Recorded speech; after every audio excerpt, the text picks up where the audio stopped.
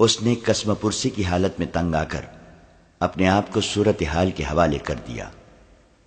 احمد کمال نے یہ دیکھ لیا تھا کہ ایسے حسن اور ایسے دلگداز جسم والی لڑکی معمولی لڑکی نہیں، مصر کے اس حصے میں ایسی فرنگی لڑکی کیسے آ سکتی تھی۔ اس نے لڑکی سے پوچھا تو لڑکی نے جواب دیا کہ وہ قافلے سے بچھڑ گئی ہے، آندھی میں گھوڑا بے قابو بے لگام ہو گیا تھا۔ احمد کمال ایسے جواب سے مطمئن نہیں ہو سکتا تھا۔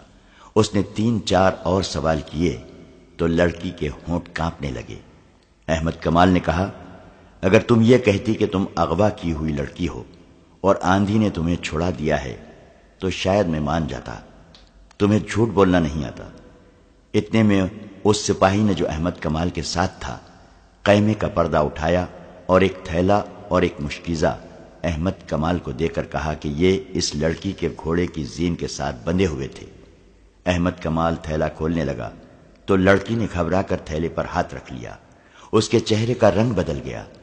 احمد کمال نے تھیلا اسے دے کر کہا، لو خود کھول کر دکھا دو۔ لڑکی کی زبان جیسے گنگ ہو گئی تھی۔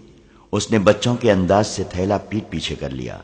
احمد کمال نے کہا، یہ تو ہو نہیں سکتا کہ میں تمہیں کہہ دوں کہ چلی جاؤ، مجھے کوئی حق نہیں پہنچتا کہ تمہیں روکوں، لیکن ایک ایسی لڑکی کو جو آبادیوں سے دور اکیلی گھوڑے پر بے ہوشی کی حالت میں بھٹکتی ہوئی پائی گئی ہے، اسے میں اکیلا چھوڑ نہیں سکتا۔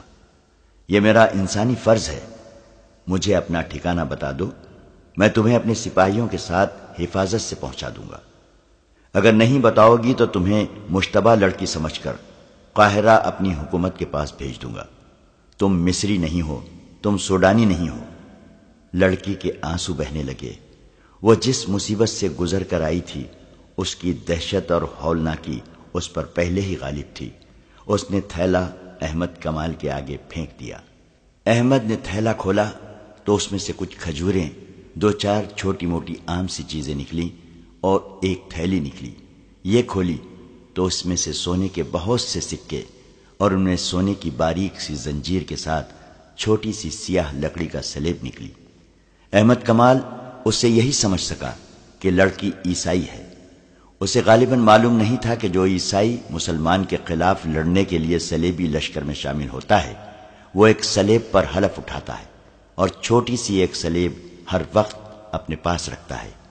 احمد کمال نے اس سے کہا، اس تھیلے میں میرے سوال کا جواب نہیں۔ اگر میں یہ سارا سونا تمہیں دے دوں تو میری مدد کرو گے؟ لڑکی نے پوچھا۔ کیسی مدد؟ مجھے فلسطین پہنچا دو، لڑکی نے جواب دیا، اور مجھ سے کوئی سوال نہ پوچھو۔ میں فلسطین تک بھی پہنچا دوں گا لیکن سوال ضرور پوچھوں گا۔ اگر مجھ سے کچھ بھی نہ پوچھو تو اس کا الگ انعام دوں گی۔ وہ کیا ہوگا؟ گھوڑا تمہیں دے دوں گی، لڑکی نے جواب دیا، اور 3 دنوں کے لیے مجھے اپنی لونڈی سمجھ لو۔ احمد کمال نے اس سے پہلے ہاتھ میں کبھی اتنا سونا نہیں اٹھایا تھا اور اس نے ایسا حیران کن حسن اور جسم بھی نہیں دیکھا تھا۔ اس نے اپنے سامنے پڑے ہوئے سونے کی چمکتے ہوئے ٹکڑوں کو دیکھا، پھر لڑکی کے ریشم جیسے بالوں کو دیکھا جو سونے کے تاروں کی طرح چمک رہے تھے، پھر اس کی آنکھوں کو دیکھا جن میں وہ طلسماتی چمک تھی جو بادشاہوں کو ایک دوسرے کا دشمن بنا دیا کرتی ہے۔ وہ تنومن مرد تھا، کماندار تھا، ان دستوں کا حاکم تھا جو سرحد پر پہرا دے رہے تھے۔ اسے روکنے، پوچھنے اور پکڑنے والا کوئی نہ تھا، مگر اس نے سکے تھیلی میں ڈالے، سلیب بھی تھیلی میں رکھی اور تھیلی لڑکی کی گود میں رکھ دی۔ کیوں؟ لڑکی نے پوچھا۔ یہ قیمت تھوڑی ہے؟ بہت تھوڑی، احمد کمال نے کہا۔ ایمان کی قیمت خدا کے سوا کوئی نہیں دے سکتا۔ لڑکی نے کچھ کہنا چاہا لیکن احمد کمال نے اسے بولنے نہ دیا اور کہا، میں اپنا فرض اور اپنا ایمان فروخت نہیں کر سکتا۔ سارا مصر میرے اعتماد پر آرام کی نیند سوتا ہے۔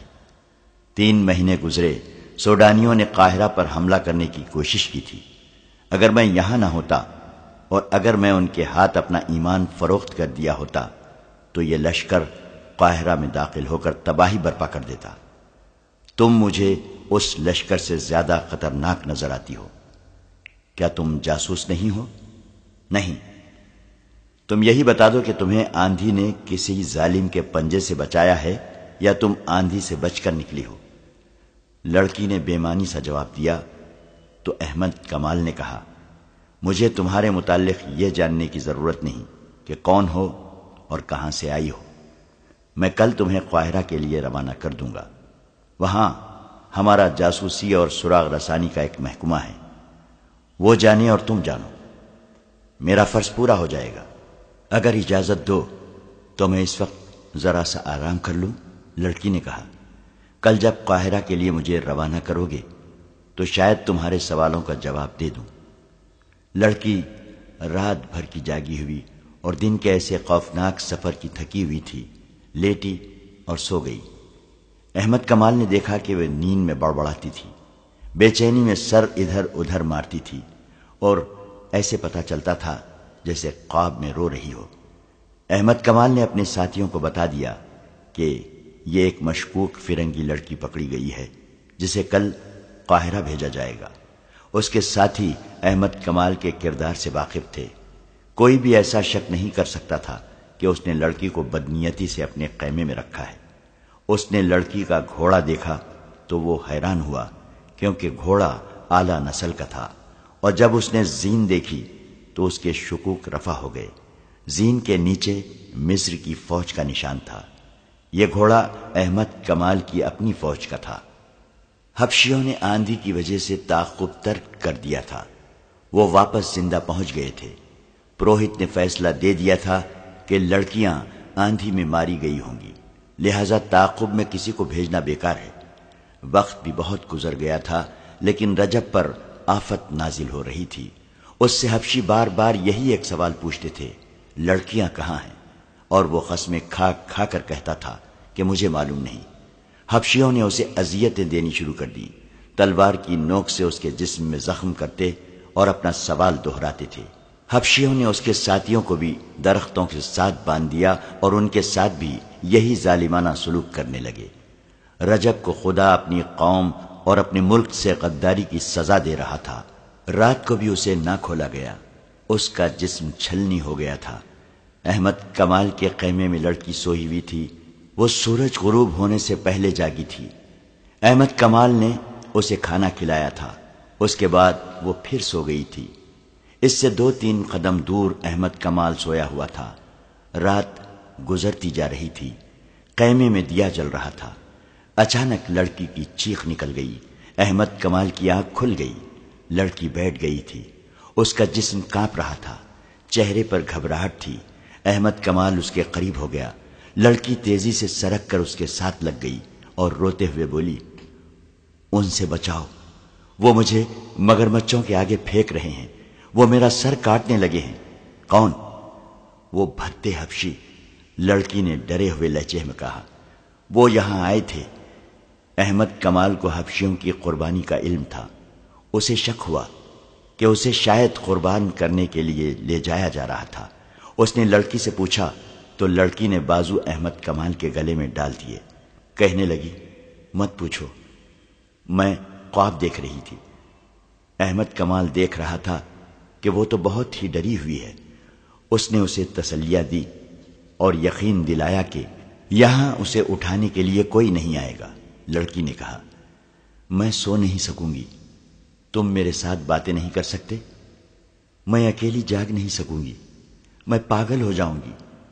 احمد کمال نے کہا، میں تمہارے ساتھ جاگتا رہوں گا۔ اس نے لڑکی کے سر پر ہاتھ پھیر کر کہا، جب تک میرے پاس ہو تمہیں ڈرنے کی ضرورت نہیں۔ اس نے اس پر عمل بھی کر کے دکھایا۔ لڑکی کے ساتھ اس نے حبشیوں کے متعلق یا اس کے متعلق کوئی بات نہ کی، نہ پوچھی، اسے ترکی اور مصر کی باتیں سناتا رہا۔ لڑکی اس کے ساتھ لگی بیٹھی تھی۔ احمد کمال کا لب و لہجہ شگفتہ تھا۔ اس نے لڑکی کا خوف دور کر دیا اور لڑکی سو گئی۔ لڑکی کی آنکھ کھلی تو صبح طلوع ہو رہی تھی۔ اس نے دیکھا کہ احمد کمال نماز پڑھ رہا تھا، وہ اسے دیکھتی رہی۔ احمد کمال نے دعا کے لیے ہاتھ اٹھائے اور آنکھیں بند کر لی۔ لڑکی اس کے چہرے پر نظریں جمائے بیٹھی رہی۔ احمد کمال فارغ ہوا تو لڑکی نے پوچھا، تم نے خدا سے کیا مانگا تھا؟ بدی کے مقابلے کی ہمت۔ احمد کمال نے جواب دیا، تم نے خدا سے کبھی سونا اور خوبصورت بیوی نہیں مانگی؟ یہ دونوں چیزیں خدا نے بغیر مانگے مجھے دے دی تھیں۔ احمد کمال نے کہا، لیکن ان پر میرا کوئی حق نہیں۔ یہ شاید خدا نے میرا امتحان لینا چاہا تھا، لیکن تمہیں یقین ہے کہ خدا نے تمہیں بدی کا مقابلہ کرنے کی ہمت دی ہے؟ تم نے دیکھا نہیں؟ احمد کمال نے جواب دیا، تمہارا سونا اور تمہارا حسن مجھے اپنی راہ سے ہٹا نہیں سکے۔ یہ میری کوشش اور اللہ کی دین ہے۔ کیا خدا گناہ معاف کر دیا کرتا ہے؟ لڑکی نے پوچھا۔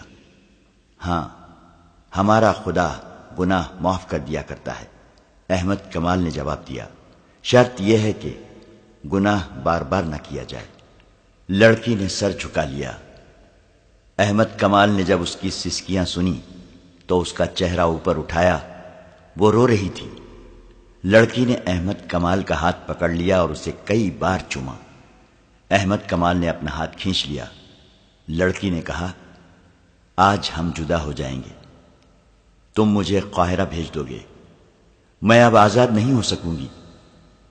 میرا دل مجبور کر رہا ہے کہ تمہیں بتا دوں کہ میں کون ہوں اور کہاں سے آئی ہوں، پھر تمہیں بتاؤں گی کہ میں اب کیا ہوں۔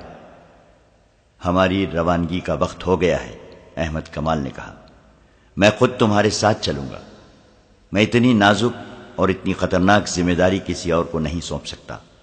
یہ نہیں سنو گے کہ میں کون ہوں اور کہاں سے آئی ہوں؟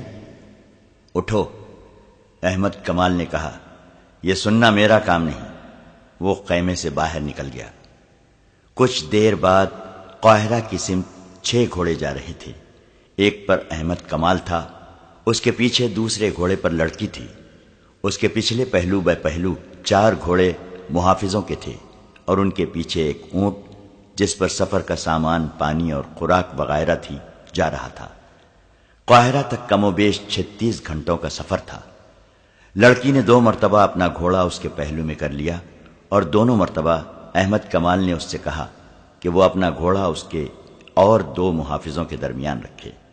اس کے سوا اس نے لڑکی کے ساتھ کوئی اور بات نہ کی۔ سورج غروب ہونے کے بعد احمد کمال نے قافلے کو روک لیا اور پڑاؤ کا حکم دیا۔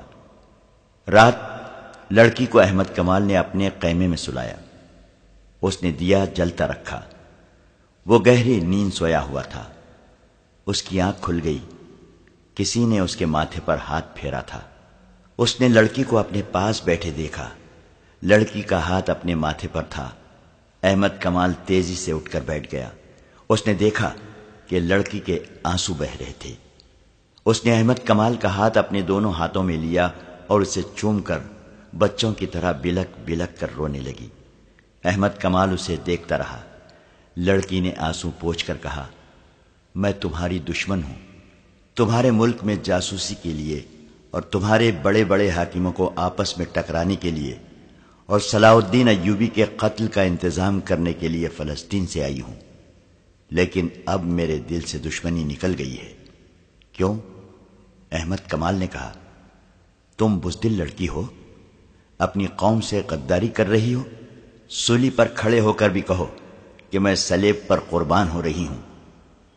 اس کی وجہ سن لو، اس نے کہا، تم پہلے مرد ہو جس نے میرے حسن اور میری جوانی کو قابل نفرت چیز سمجھ کر ٹھکرایا ہے، ورنہ کیا اپنے اور کیا بیگانے مجھے کھلونا سمجھتے رہے۔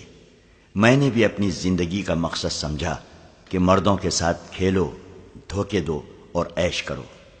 میری تربیت ہی اسی مقصد کے تحت ہوئی تھی، جسے تم لوگ بے حیائی کہتے ہو۔ وہ میرے لیے ایک فن ہے، ایک ہتھیار ہے۔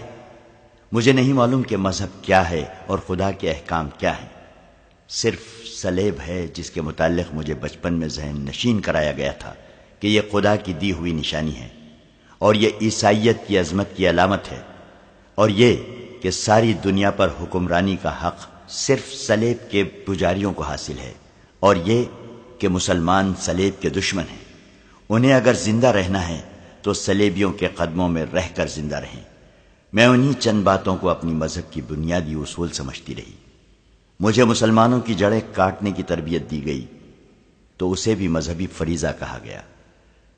کیا تم اپنے ایک سالار رجب کو جانتے ہو؟ لڑکی نے پوچھا۔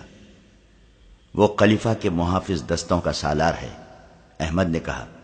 وہ بھی سوڈانیوں کے حملے والی سازش میں شامل تھا۔ اب کہاں ہے؟ معلوم نہیں، احمد کمال نے کہا۔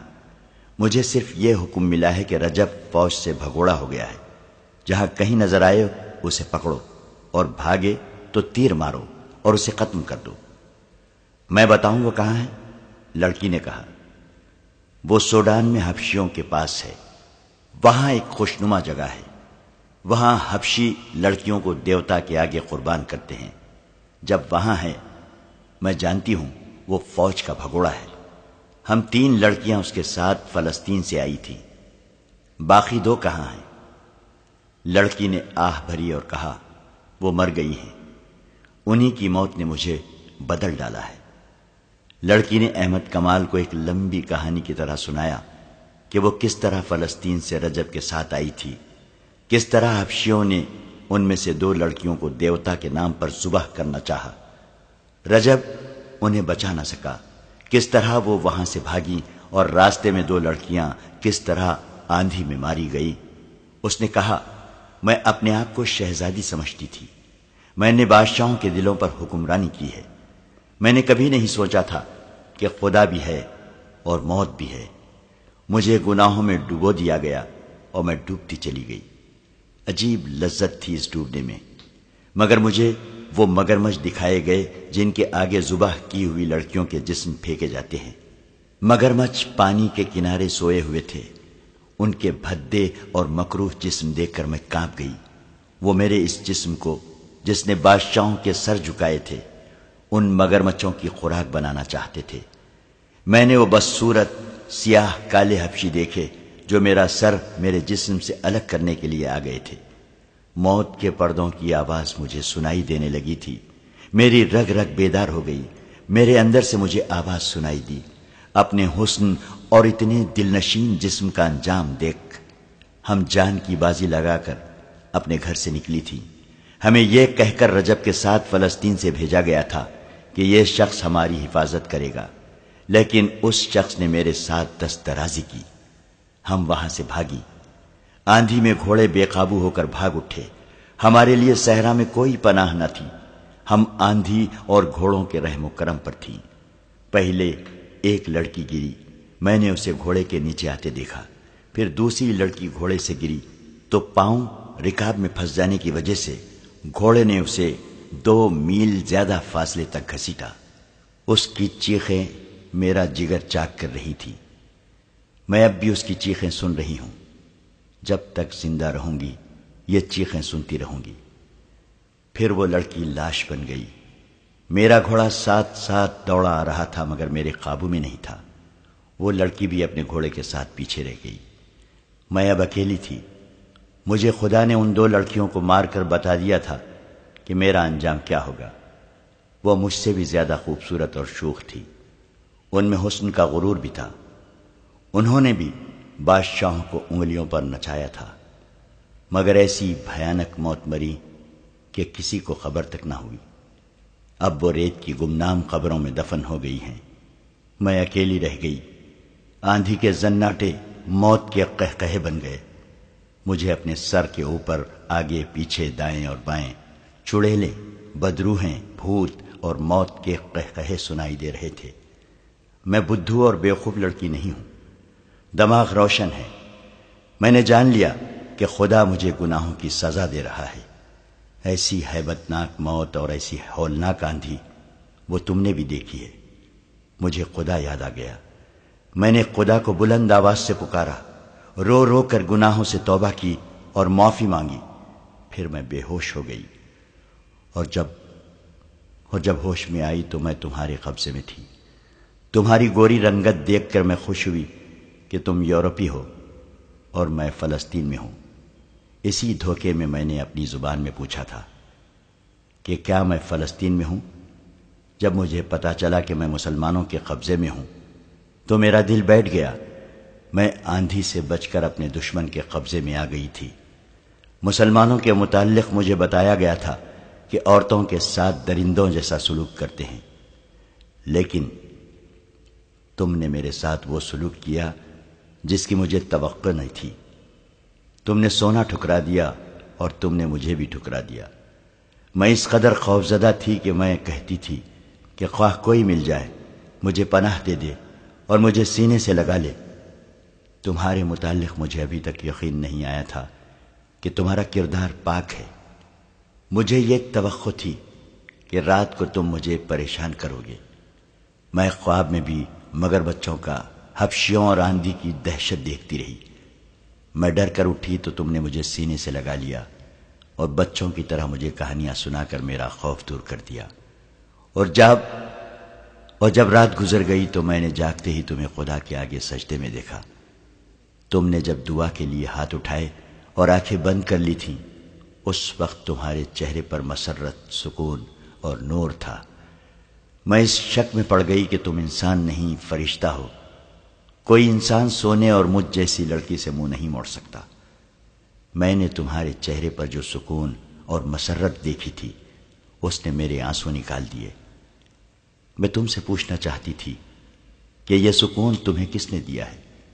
میں تمہارے وجود سے اتنی متاثر ہوئی کہ میں نے تمہیں دھوکے میں رکھنا بہت بڑا گناہ سمجھا۔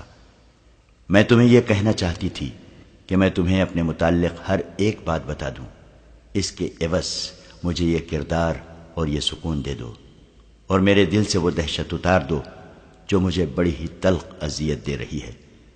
مگر تم نے میری بات نہ سنی۔ تمہیں فرض عزیز تھا۔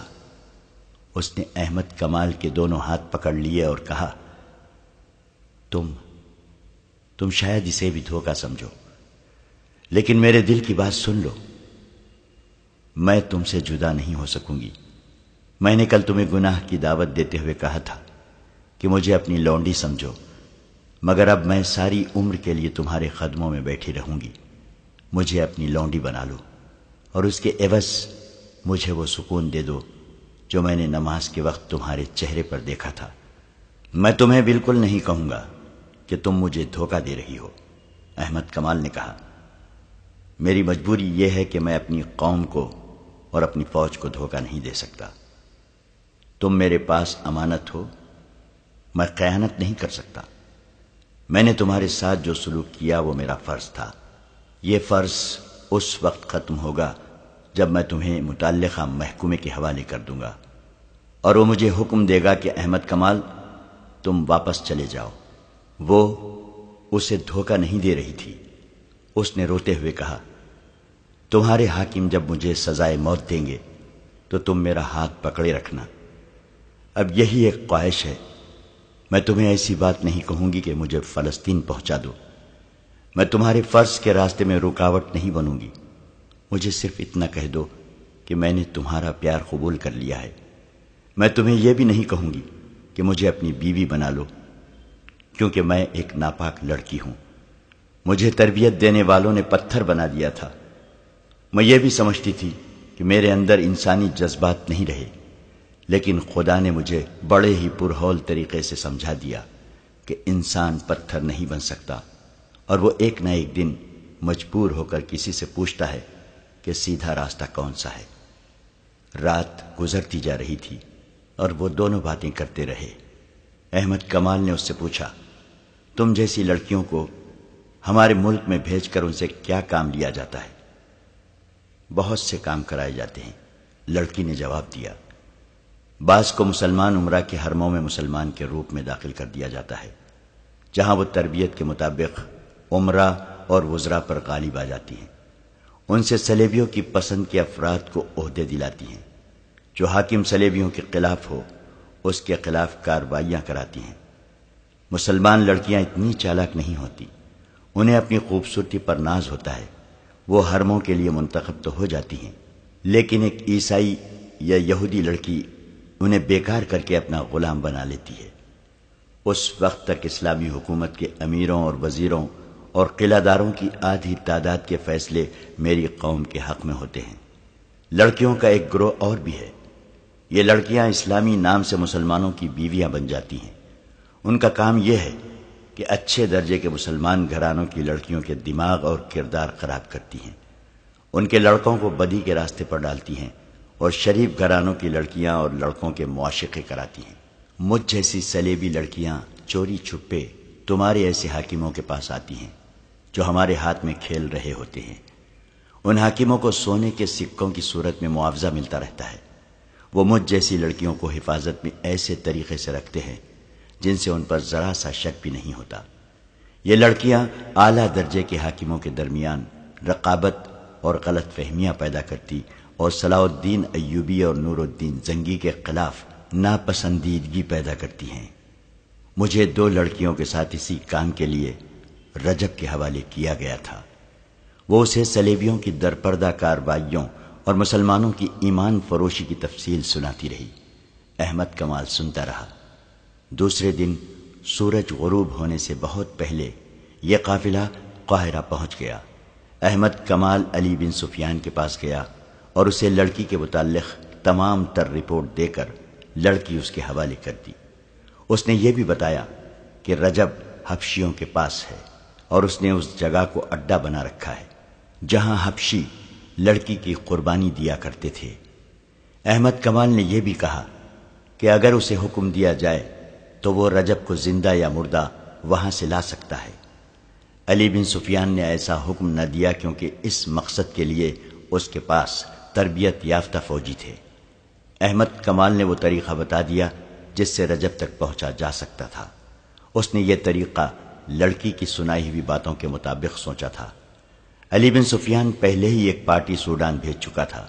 اس نے لڑکی سے تفتیش کرنے سے پہلے 4 نہایت ذہین کماندار بلائے اور انہیں احمد کمال کے حوالے کر کے حکم دیا کہ اس کے مطابق وہ سوڈان فوراً چلے جائیں اور رجب کو لانے کی کوشش کریں۔ اس نے احمد کمال کو واپسی سے پہلے آرام کے لیے بھیج دیا اور لڑکی کو اپنے پاس بلا لیا۔ لڑکی سے اس نے پہلا سوال کیا تو لڑکی نے جواب دیا کہ احمد کمال میرے سامنے بیٹھا رہے گا تو جو پوچھو گے بتا دوں گی، ورنہ زبان نہیں کھولوں گی، خواہ جلاد کے حوالے کر دو۔ علی بن سفیان نے احمد کمال کو بلا کر اس کے سامنے بٹھا دیا۔ لڑکی نے مسکرا کر بولنا شروع کر دیا۔ اس نے کچھ بھی نہ چھپایا اور آخر میں کہا، مجھے سزا دینی ہے تو میری ایک آخری خواہش پوری کر دو، میں احمد کمال کے ہاتھ سے مرنا چاہتی ہوں۔ اس نے تفصیل سے سنا دیا کہ وہ احمد کمال کی مرید کیوں بن گئی ہے۔ علی بن سفیان نے لڑکی کو قید میں ڈالنے کی بجائے احمد کمال کی تحویل میں رہنے دیا اور سلطان ایوبی کے پاس چلا گیا۔ اسے لڑکی کا سارا بیان سنایا۔ اس نے کہا، آپ کا معتمد فیض الفاطمی ہمارا دشمن ہے، لڑکیوں کو اس کے پاس آنا تھا۔ سلطان ایوبی کا فوری رد عمل یہ تھا، وہ جھوٹ بکتی ہے، تمہیں گمراہ کر رہی ہے۔ فیض الفاطمی ایسا حاکم نہیں۔ امیر محترم، آپ بھول گئے ہیں کہ وہ فاطمی ہیں۔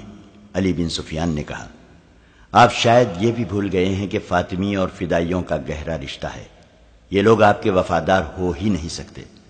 سلطان ایوبی گہری سوچ میں کھو گیا۔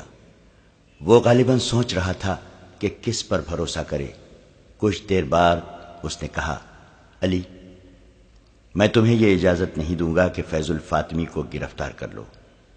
کوئی ایسی ترکیب کرو کہ وہ جرم کرتا پکڑا جائے۔ میں اسے موقع پر پکڑنا چاہتا ہوں اور یہ موقع پیدا کرنا تمہارا کام ہے۔ وہ جنگ جیسے اہم شعبے کا حاکم ہے، سلطنت کے جنگی راز اس کے پاس ہیں۔ مجھے بہت جلدی یہ ثبوت چاہیے کہ وہ ایسے گھناؤنے جرم کا مجرم ہے یا نہیں۔ علی بن سفیان سراغ رسانی کا ماہر تھا۔ خدا نے اسے دماغ ہی ایسا دیا تھا کہ اس نے ایک ترکیب سوچ لی اور سلطان ایوبی سے کہا، لڑکی جن مراحل سے گزر کر آئی ہے ان کی دہشت نے اس کا دماغ معوف کر دیا ہے اور وہ احمد کمال کے لیے جذباتی ہو گئی ہے، کیونکہ اس شخص نے اسے دہشت سے بچایا اور ایسا سلوک کیا کہ لڑکی اس کے بغیر بات ہی نہیں کرتی۔ مجھے امید ہے کہ میں اسی لڑکی کو استعمال کر سکوں گا۔ کوشش کر دیکھو، سلطان ایوبی نے کہا، لیکن یاد رکھو، میں واضح ثبوت اور شہادت کے بغیر تمہیں اجازت نہیں دوں گا کہ فیض الفاطمی کو گرفتار کر لو۔ مجھے ابھی تک یقین نہیں آ رہا ہے کہ وہ بھی دشمن کے ہاتھوں میں کھیل رہا ہے۔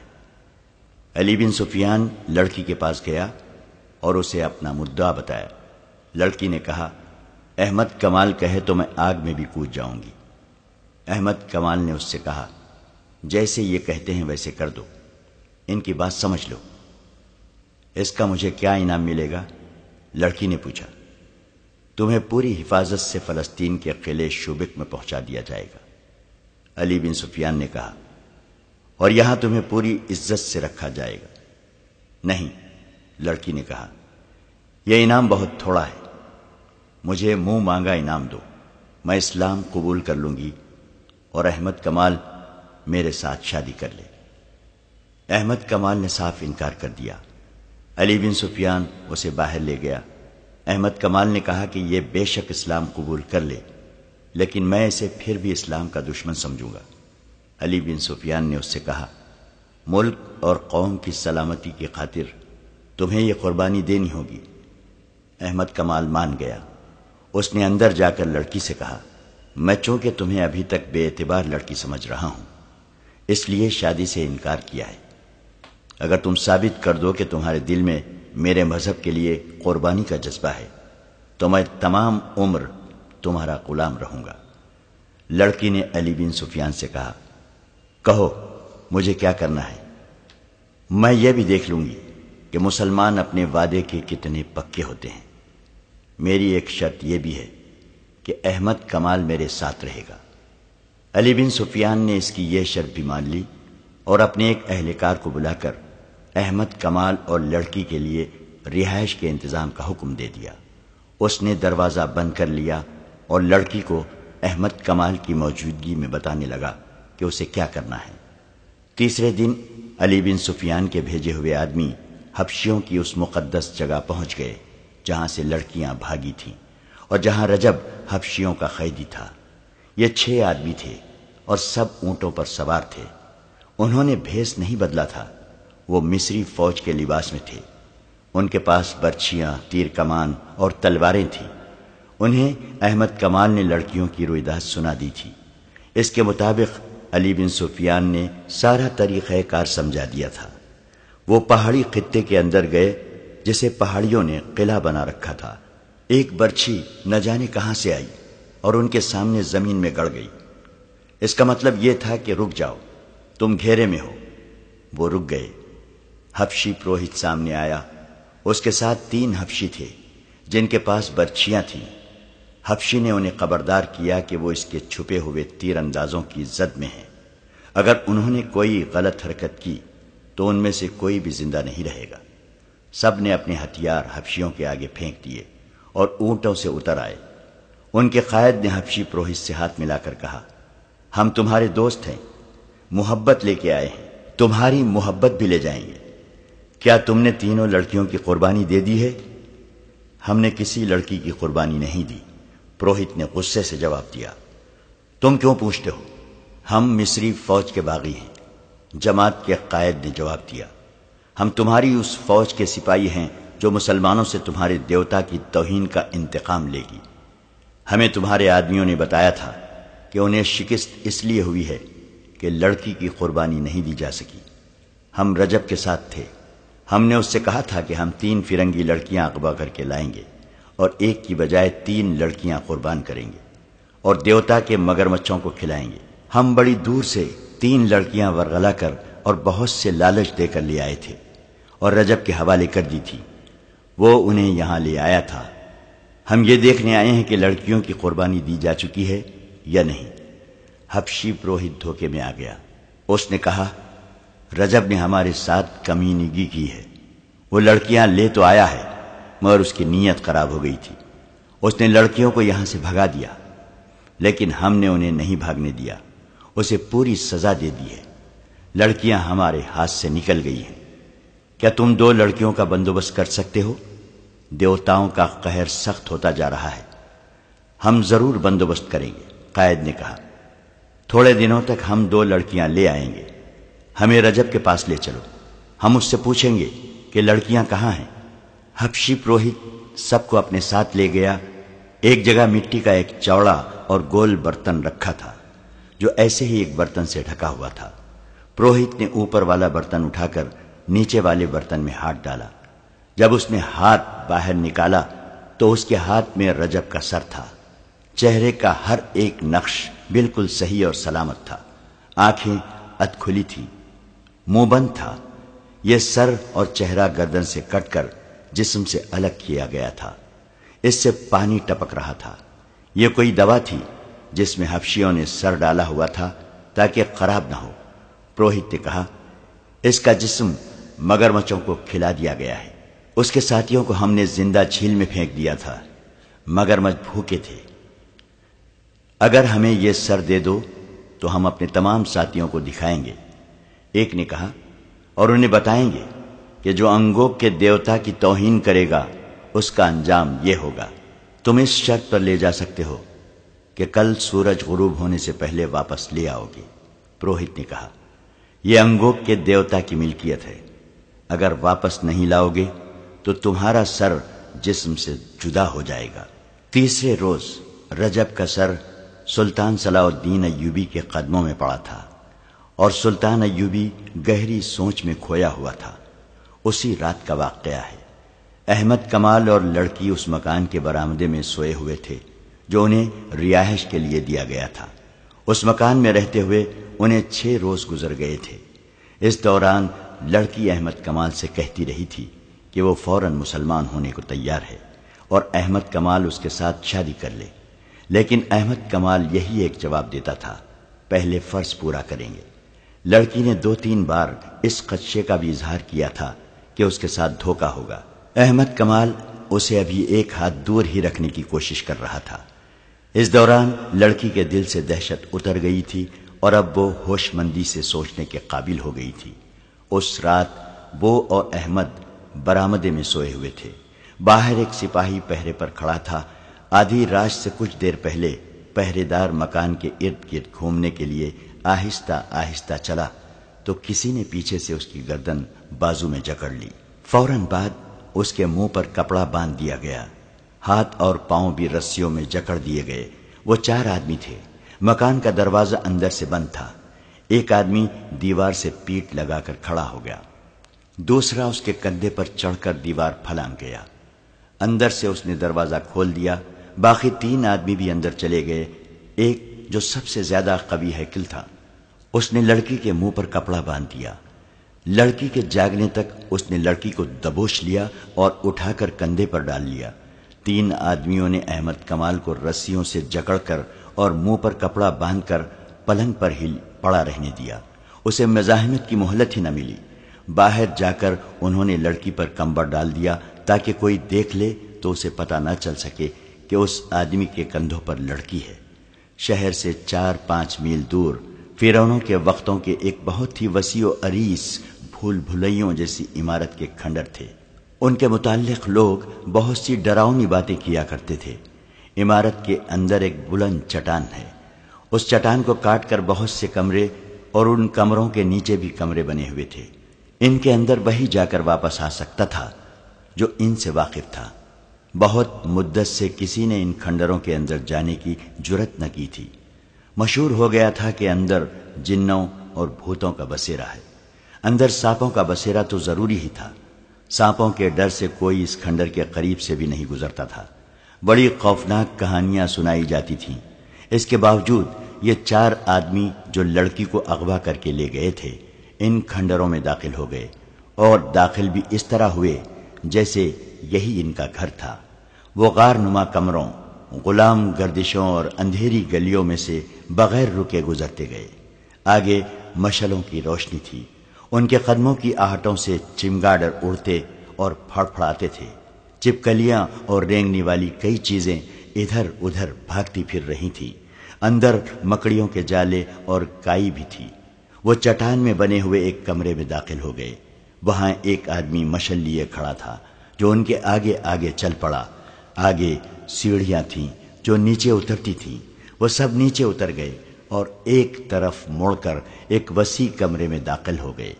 وہاں فرش پر بستر بچھا تھا۔ اس کے ساتھ بڑی خوشنما دری تھی۔ کمرہ سجا ہوا تھا۔ لڑکی کو بستر پر ڈال کر اس کے منہ سے کپڑا کھول دیا گیا۔ لڑکی غصے سے بولی، میرے ساتھ یہ سلوک کیوں کیا گیا ہے؟ میں مر جاؤں گی، کسی کو اپنے قریب نہیں آنے دوں گی۔ اگر تمہیں وہاں سے اٹھوا نہ لیا جاتا تو کل صبح تک تمہیں جلاد کے حوالے کر دیا جاتا۔ ایک آدمی نے کہا، میرا نام فیض الفاطمی ہے، تمہیں میرے پاس آنا تھا، باقی دو کہاں ہیں؟ تم اکیلی کیسے پکڑی گئی ہو؟ رجب کہاں ہے؟ لڑکی مطمئن ہو گئی اور بولی، میں خدا کا شکر بجا لاتی ہوں جس نے مجھے بڑی بڑی خوفناک مصیبتوں سے بچا لیا۔ میں منزل پر پہنچ گئی۔ اس نے فیض الفاطمی کو رجب، حبشیوں، آندھی، دو لڑکیوں کی موت اور احمد کمال کے ہتھے چڑھ جانے کی ساری رویداد سنا دی۔ فیض الفاطمی نے اسے تسلی دی اور ان 4 آدمیوں کو جو لڑکی کو اٹھا کر لائے تھے سونے کے 6 ٹکڑے دے دیے اور کہا، تم اب اپنی اپنی جگہ سنبھال لو، میں تھوڑی دیر بعد چلا جاؤں گا۔ یہ لڑکی 3-4 روز یہی رہے گی، میں رات کو آیا کروں گا، باہر جب اس کی تلاش ختم ہو جائے گی تو اسے لے جاؤں گا۔ 4 آدمی چلے گئے اور کھنڈر کے چاروں طرف ایسی جگہوں پر بیٹھ گئے جہاں سے باہر نظر رکھی جا سکتی تھی۔ فیض الفاطمی کے ساتھ ایک ہی آدمی رہ گیا جو مصری فوج کا کماندار تھا۔ اندر فیض الفاطمی اپنی کامیابی پر بہت خوش تھا اور 2 لڑکیوں کی موت کا اسے غم بھی تھا۔ اسے رجب کے انجام کا بھی ابھی علم نہیں تھا۔ اس نے کہا، رجب کو وہاں سے نکالنا ضروری ہے۔ اس نے علی بن سفیان اور صلاح الدین ایوبی کے قتل کا کچھ انتظام کیا تھا جس کا مجھے ابھی علم نہیں کہ کیا تھا۔ اس نے غالباً فدائیوں سے معاملہ طے کیا ہے۔ یہ دونوں قتل اب بہت ضروری ہو گئے ہیں۔ اب ہمیں کوئی نیا منصوبہ بنانا ہے۔ میں دوسرے ساتھیوں سے بات کر کے تمہیں کل بتاؤں گا۔ ابھی آرام کرو، مجھے واپس جانا ہے۔ صلاح الدین ایوبی کو آپ پر اعتماد ہے؟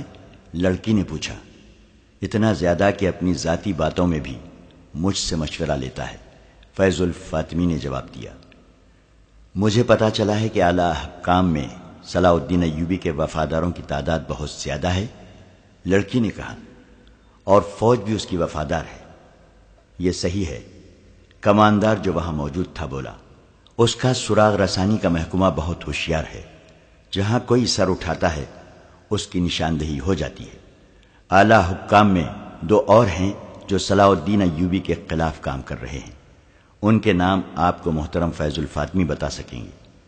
فیض الفاطمی نے دونوں نام بتا دیے اور مسکرا کر لڑکی سے کہا، تمہیں اعلیٰ سطح پر ہی کام کرنا ہے، صرف 2 حکام کے درمیان خلیش پیدا کرنی ہے اور 2 کو زہر دینا ہے جو تم آسانی سے دے سکو گی، مگر اب مشکل یہ پیدا ہو گئی ہے کہ تمہیں کسی محفل میں نہیں لے جا سکیں گے۔ تم پردہ نشین مسلمان لڑکی کے بھیس میں کام کرو گی ورنہ پکڑی جاؤ گی۔ ہو سکتا ہے میں تمہیں واپس فلسطین بھیج دوں اور کسی اور لڑکی کو بلا لوں جسے یہاں کوئی پہچان نہ سکے۔ میرا گروہ بہت ذہین اور سرگرم ہے، یہ سالاروں سے نیچے کمانداروں کی سطح کا گروہ ہے۔ یہ 4 آدمی جو تمہیں اتنی دلیری سے اٹھا لائے ہیں اسی گروہ کے افراد ہیں۔ ہم نے ایوبی کی فوج میں بے اطمینانی پھیلانی شروع کر دی ہے۔ قوم اور فوج کو ایک دوسرے سے متنفر کرنا ضروری ہے۔ اس وقت صورتحال یہ ہے کہ شامی اور ترک فوجی مصری عوام میں اپنے اچھے سلوک، کردار اور لڑنے کے جذبے کی بدولت بہت مقبول ہیں اور عزت کی نگاہ سے دیکھے جاتے ہیں۔ سوڈانیوں کو شکست دے کر انہوں نے شہریوں کے دلوں میں عزت کا اضافہ کر لیا ہے۔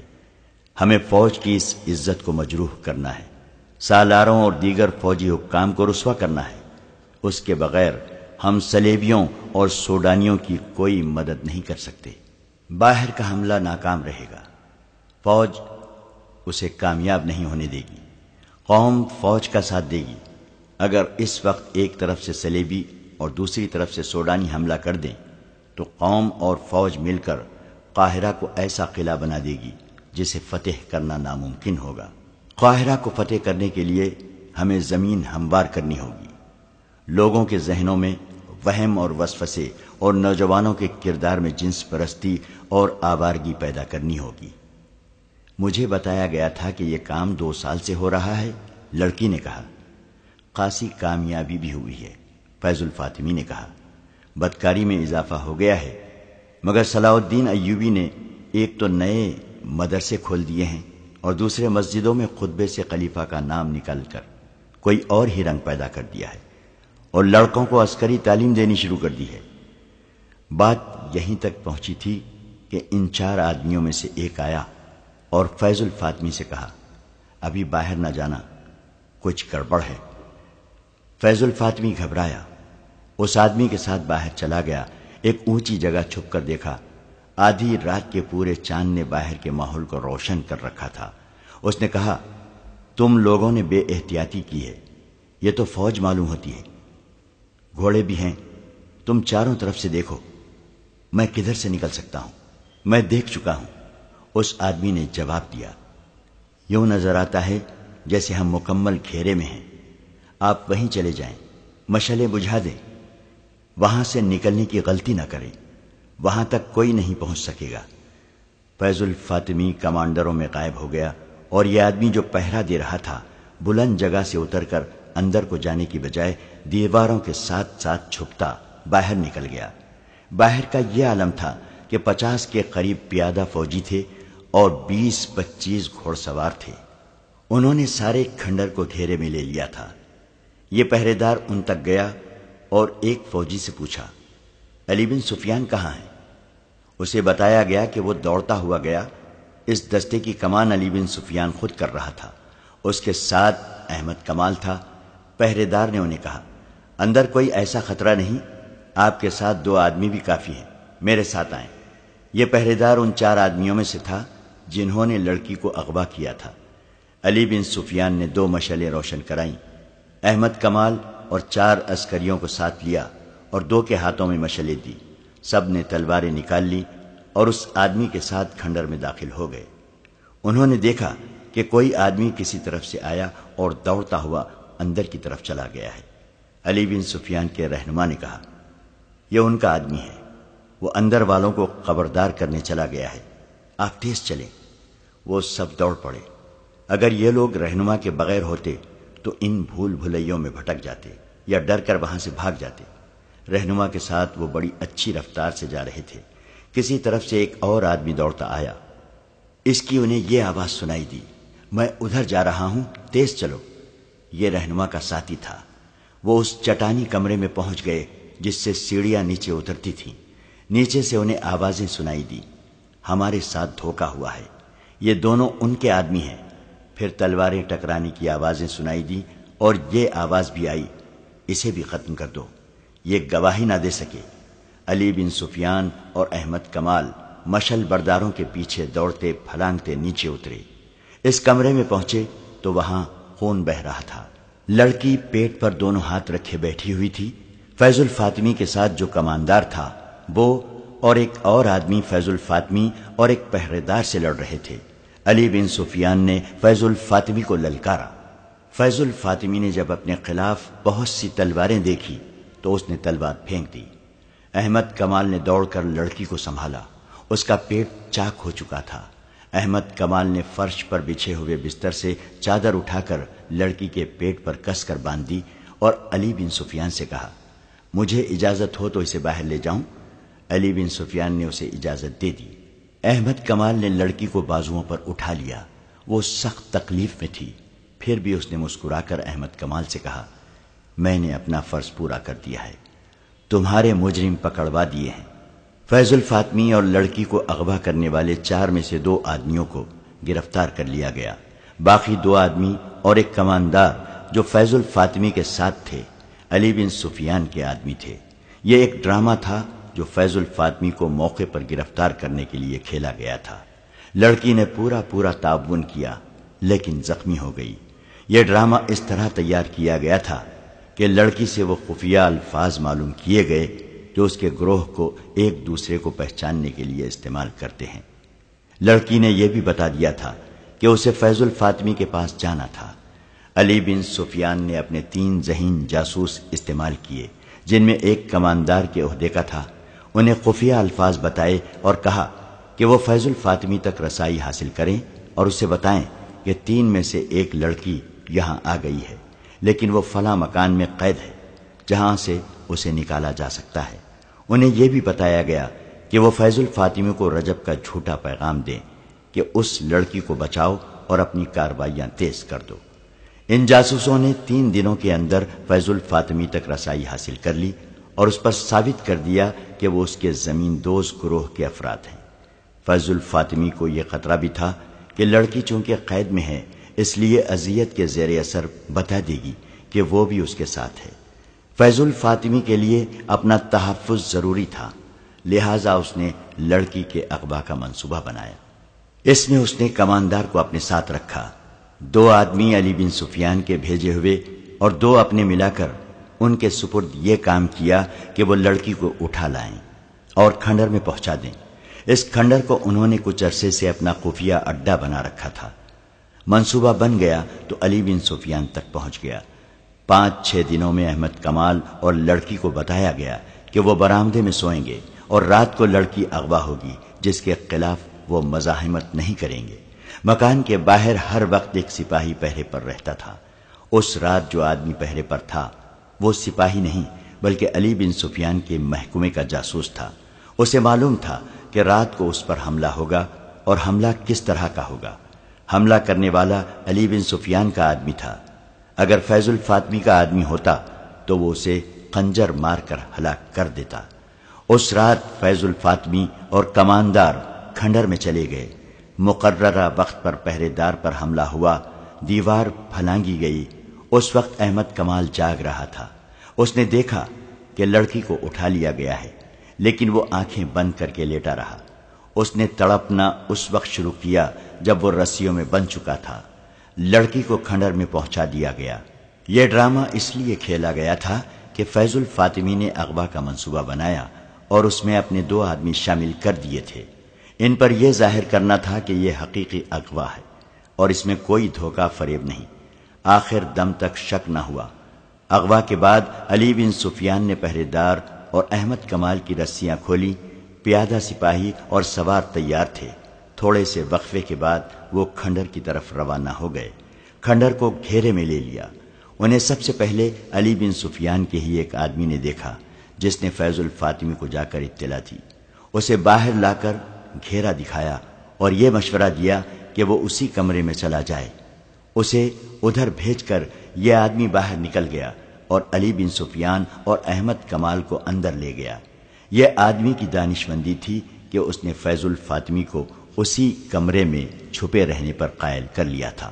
اگر وہ کھنڈر کے بھول بھلیوں جیسے کمروں، برآمدوں، گلیوں اور تہہ خانوں میں نکل جاتا تو اسے پکڑنا آسان نہ ہوتا۔ کھنڈر بہت وسیع اور پیچیدہ تھے۔ باہر تو چاندنی تھی لیکن اندر تاریکی تھی۔ جس میں تعاقب کیا جاتا تو اپنے آدمیوں کے مارے جانے کا بھی خطرہ تھا۔ بالکل آخری وقت فیض الفاطمی کو پتا چلا کہ کماندار اور 2 آدمی اس کے ساتھی نہیں بلکہ اسے دھوکے میں یہاں لائے ہیں۔ لڑکی سے یہ غلطی ہوئی کہ اس کے منہ سے کچھ ایسے الفاظ نکل گئے جس سے ظاہر ہو گیا کہ یہ بھی اس کے دھوکے میں شریک ہے۔ فیض الفاطمی کے 2 ساتھی اس کے پاس پہنچ گئے۔ دھوکہ بے نقاب ہو گیا اور لڑائی شروع ہو گئی۔ فیض الفاطمی نے لڑکی کے پیٹ میں نوک کی طرف سے تلوار ماری اور اس کا پیٹ چاک کر دیا۔ اس نے لڑکی کو غالباً اس لیے بھی قتل کرنا ضروری سمجھا تھا کہ وہ اس کے خلاف گواہی دینے کے لیے بھی زندہ نہ رہے۔ فیض الفاطمی اور اس کے ساتھیوں کو قید میں ڈال دیا گیا۔ علی بن سفیان نے تینوں کو الگ الگ قید میں رکھا اور تینوں کو رجب کا سر دکھا کر کہا، اپنے دوست کا انجام دیکھ لو۔ اگر تمہیں یہ توقع ہے کہ تمہیں فوراً سزا دے دی جائے گی تو یہ خیال دماغ سے نکال دو۔ جب تک اپنے پورے گروہ کو سامنے نہیں لاؤ گے تمہیں چکر شکنجے میں باندھے رکھوں گا، جینے بھی نہیں دوں گا، مرنے بھی نہیں دوں گا۔ لڑکی کی حالت اچھی نہیں تھی۔ طبیبوں اور جراحوں نے اسے بچانے کی پوری کوشش کر ڈالی مگر کٹی ہوئی انتڑیوں کا کوئی علاج نہ ہو سکا۔ وہ پھر بھی مطمئن تھی، جیسے اسے پیٹ کے مہلک زخم کی پرواہ ہی نہ تھی۔ اس کا ایک ہی مطالبہ تھا کہ احمد کمال کو میرے پاس بیٹھا رہنے دو۔ سلطان ایوبی بھی اس کی عیادت کے لیے آیا۔ احمد کمال امیر مصر اور اپنی فوج کے سالار اعلیٰ کو دیکھ کر تعظیم کے لیے اٹھا تو لڑکی نے اسے ہاتھ سے پکڑ کر اپنے پاس بٹھا لیا۔ احمد کمال سلطان ایوبی کی موجودگی میں بیٹھ نہیں سکتا تھا۔ آخر سلطان نے اسے لڑکی کے پاس بیٹھنے کی اجازت دے دی۔ سلطان ایوبی نے لڑکی کے سر پر ہاتھ پھیرا اور شفقت سے صحت یابی کی دعا کی۔ تیسری رات احمد کمال لڑکی کے سرہانے بیٹھا ہوا تھا۔ لڑکی نے انوکھے سے لہجے میں پوچھا، احمد، تم نے میرے ساتھ شادی کر لی ہے نا؟ میں نے اپنا وعدہ پورا کیا، تم نے اپنا وعدہ پورا کر دیا، خدا نے میرے گناہ بخش دیے ہیں۔ اس کی زبان لڑکھڑانے لگی۔ اس نے احمد کمال کا ہاتھ اپنے دونوں ہاتھوں میں مضبوطی سے پکڑ لیا، مگر گرفت فوراً ڈھیلی پڑ گئی۔ احمد کمال نے کلمہ شریف پڑھا اور لڑکی کو خدا کے سپرد کر دیا۔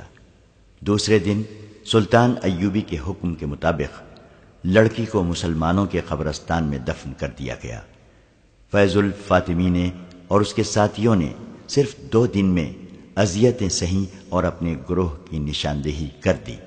ان لوگوں کو بھی پکڑ لیا گیا۔